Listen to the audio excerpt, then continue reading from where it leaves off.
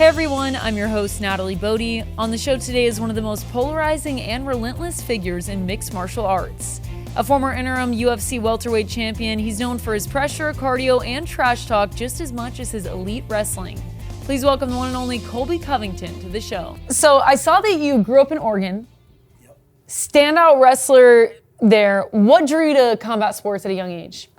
Yeah, so, it was kind of a family business. My dad grew up wrestling and, he was a big wrestler all through high school and college. So, he's the one that started me down this martial arts journey that was like, hey, he put on UFC when I was a little kid and he was like, hey, Colby, you see these guys that are winning these UFC fights? They're wrestlers. They're taking them down and they're beating them up. So I was like, yeah, I want to be that guy because I was getting bullied all the time as a little kid. So that's where my passion came in when I was a little kid. And, I followed wrestling all the way through college. And then wrestling, there's no professional outlet to be a professional athlete. Right. So if I wanted to be a professional athlete, the only way was to go into UFC and climb the MMA ladder. So, as soon as I started the UFC journey, that's when my life really changed. Is it true that you were roommates with Jon Jones in college? It is true, unfortunately. I had to share a room and a bunk bed with him. What was that dynamic like? How did that even come to be? So, I went to this junior college. We both went to the same junior college, Iowa Central Junior College, and we were both national champions for the team. They were the best junior college team, and they were really a good breeding ground to get you ready for the Division I level. So we were in Fort Dodge, Iowa, and the coach was just like, hey, you're our two best wrestlers. We want you in the same dorm together. So, we shared a bunk bed. We used to cook each other meals and even do each other's laundry at some point. But things went south as, he started to do steroids and started abuse substances. And, that's when things changed.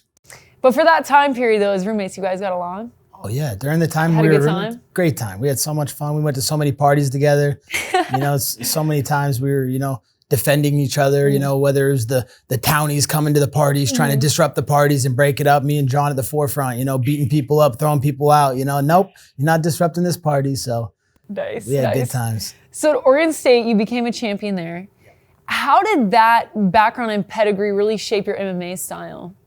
Yeah, so at Oregon State, it really shaped my style because the coach was relentless. He would always teach me, he was like, Colby, you have to put relentless pressure on guys. If you want to break these guys in wrestling matches or if you want to go into fighting, because he knew I wanted to fight at that time, break these guys with pressure, relentless pressure. So that was always like my motto, to overtrain and train harder than everybody in the world, be that one of 8 billion that's the hardest worker on planet Earth. So that's what inspired me in my training. And then that's really my main strategy when I go into fights is to put pressure on guys and break them mentally because it's just too much cardio and too much endurance for them to keep up with. How did you know that you had the mentality for that? Because it's an absolute grind. I mean, we've talked to different pro fighters and really it just seems like mentally you have to be in a different place to live that life. How did you know you had what it took? Yeah, that's a great question. I've pondered that question for so many years. And I think now at the age and the wisdom that I have now, I think it's something that you don't really know if you have it or not until you're in it. And once you get put in it, like I was put in a cage in my second pro fight with a very good fighter, this kid, Jason Jackson, who's actually a champion in another organization right now. And I broke my hand in like the first 5 seconds and I had to fight the whole fight with a broken hand. So that's when you know you're a fighter. You have the heart of a lion. You have the heart of a warrior who's not going to give up. You're going to keep persevering. You're going to keep fighting to the very end bell. So that's when I knew I was a fighter, when I broke my hand and still fought through it. So early in your UFC run, I was reading about it. It seems like you were winning a lot of fights early, but you were kind of still flying under the radar a little bit. Why do you think that was? Yeah, I think it was because, I was just so quiet. I came from a very reserved home, very introverted as a kid growing up in Oregon. People in Oregon are very, wholesome and just down to earth people. And we're not looking for attention. We like to shy away from attention and just live in the woods, live in the sticks and just live our peaceful life. But I realized that's not the method to make money and to be a good business partner to the UFC. So as soon as I stopped, being quiet and I started opening my mouth, and it's like the saying goes, closed mouths don't get fed. So I started opening my mouth and just calling my shots. And I called my shots all the way to the top. And that's what's made me a lot of money and got the fans engaged and interacted to want to watch everything I do. That Brazil fight was really the turning point. Speaking of which, what's the real story behind the Brazil fight in that promo? The real story is like all week, like the fans were yelling at me, screaming at me, "You vai morrer, you vai morrer," which in Portuguese means you will die, you will die. So I was like, these guys are telling me I'm gonna die. They're spitting on me. They're telling me, hey, I messed with your mother. They're grabbing my flag, like my American flag. Don't touch my flag. Like when I'm walking out, just let me walk out in peace. Like I'll fight your guy. Like you guys can yell whatever you want. Don't touch my flag. As soon as they started to disrespect my flag, I'm like, okay, if you want to dish it, you better be able to take it. So I'm like, you know what? I'm going to call them how I feel right now. I think they're filthy animals and I think Brazil's a dump. And, you know, as soon as I said that, it was the highest post-rated interview in UFC Fox Sports history. This is when we were on Fox Sports at the time. So this is at the time when they literally told me before that fight, they didn't tell me, they told my manager, no matter what Colby does in this fight, if he beats the number 2 guy in the world, we're not re-signing him. And I'm fighting the number 2 guy in the world. Like, wow. And they said, we're not re-signing. We don't like him. He has no charisma. So I'm like, okay, you know, they never told me this, but I already had these inclinations like, hey, I need to step something up. I need to, you know, be a little more vocal. So, you know, that's what was the reason behind the Brazil stint, is just calling my shot and not being afraid to take the road less traveled. I feel like one underrated part about that and making in the UFC is you really have to try and be marketable. And it's a bit of a, you know, it's different than obviously having the mindset of a fighter, but then trying to think, how can I be a character? And obviously there's other, you know, it's different for WWE and that's a total different thing, but you still have to have marketing savvy and make a character out of yourself. Did that Brazil turning point make it kind of easy for you to be like, all right, if they want me to be a heel, I'll be a heel and I'll play into it? Yep, exactly. And what really kickstarted that, before I went to Brazil, I went on this stint on TNA Impact. It's a wrestling, it's a professional association right below WWE.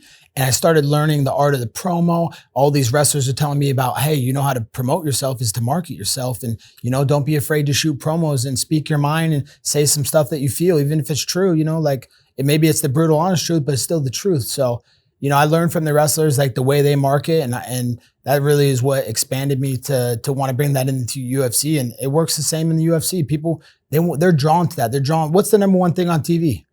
Drama TV. Mm-hmm. People want to see the drama. They want to see the hype, the build up. So, you know, I learned a lot from all the pro wrestlers out there, and I hope one day I can get in the WWE. Really? I would love to see that. Our producer, Jack O'Hare over there, he's a big WWE fan, so he'll love that too. Do you have a favorite moment of your UFC career?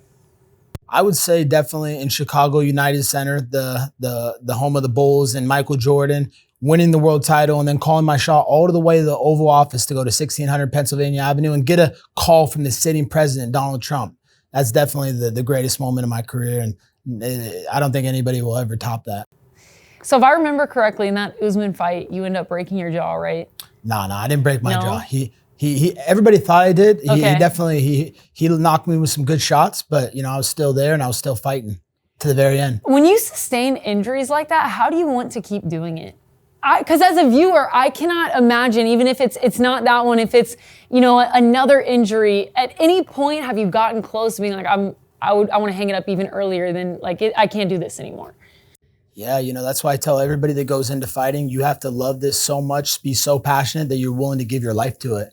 And that's how I feel. Every time I step in the octagon, I kind of come to terms with, hey, if I die tonight, at least I died doing what I love and what I'm absolutely passionate about. So you have to have your soul on fire and so passionate about something that you'd rather have that than breathe. And that's how I feel about UFC and fighting, is I'd rather do that than breathe. What's one thing that you think fans misunderstand or get wrong about the UFC? What is one thing that fans get wrong about the UFC? There's a lot of chatter on social media at all times. Yeah, I think just, you know, everybody thinks that fighters are just cage fighters and they're barbaric and, you know, it's just cockfights and there's no skill to it. And, you know, it's human chess. You know, we've been studying our whole lives to be martial artists and good in every area of martial arts. So I think people just misunderstood that it's not just cockfighting. You know, this is really a sport and it's an art. And it's an art that we practice every day of our lives. And it's a 24/7, 365 commitment. Have you ever had any crazy interactions with fans? Like any in person that get a little wild?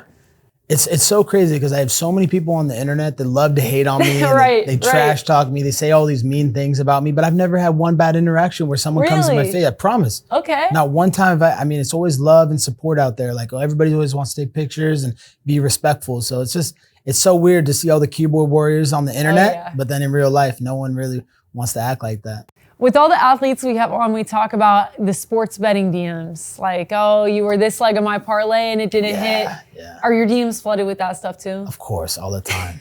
But dare to be great, man in the arena. They've never lived a day in our shoes to understand what we go through and what it takes. And anybody can have an off night. No one's gonna win. No one's perfect in life. The only perfect person is the man upstairs. So, I'm just gonna keep doing me and not care about others' opinions. I think that's a big thing out there. Is a lot of fighters, they get so drawn into like what the fans think of them and what they're saying to them, like, and what the comments are. It's like, dude, who cares? Like, it's America. Everybody's entitled to their own opinion.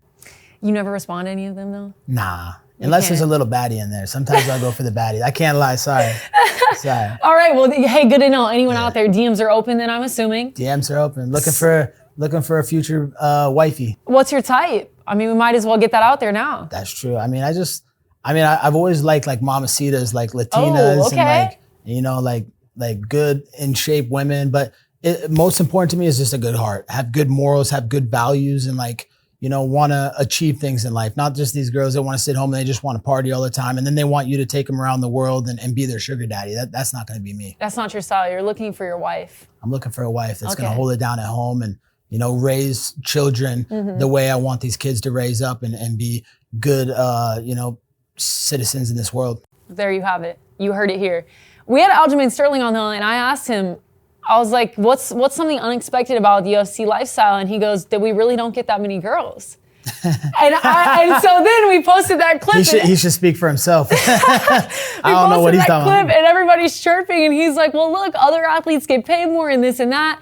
So you don't agree? Safe to say you don't agree? Definitely don't agree, but he's wrong. Okay. Yeah, he's never been to the White House like me and hung out with the president, and been a member at Mar-a-Lago. So, it's different lifestyles, Also, and he's a married man too. So. Right. Congratulations to them. Yeah. Beautiful couple. Beautiful. You mentioned your type. I feel like you need a Miami woman, no? I've tried, but the Miami women, they're still wanting to party and stuff. I could see that. Yeah, and the lifestyle. They just want, all the rich trips, and they want to spend bottles in the clubs and do this and that. I need a good Southern girl. I want like a Southern Belle, someone that has roots and she's down to earth and she's genuine and she's not fake like all the Miami women. So that's what I'm looking for. I do pageants. I have some pageant friends. I could try to work something like a Miss Alabama, Miss Texas. We'll work on that. Appreciate that. Anything that would surprise fans to know about you? Something about Colby Covington that maybe doesn't meet the eye? I'm actually a really quiet person. And, if you ever hung out with me in person, you'd see I'm very quiet and very down to earth, humble. And most people think I'm brash, I'm cocky, and they just think I'm a loudmouth. But in real life, I'm just actually a quiet, down to earth person. And, I'm just thankful for every day that we have on earth because I feel like every day is a gift. Absolutely. And we'll get you out of here with this. When you finally hang it up and you're not involved in the UFC, maybe even after a WWE career, if you have one of those as well and go down that path, how do you want to be remembered? I want to be remembered as someone that just inspired and uplifted the people. Someone that, was a sense of hope. They looked up to me and they said, hey, because of him, I didn't give up today. So that's the kind of person I want to be. Inspired, give back, and just make the world a better place and impact this place as much as possible. Thank you so much for the time. We are at the CPT, so good luck on the felt. Thank you so much. Let's go. Thank you, CPT, for having me out.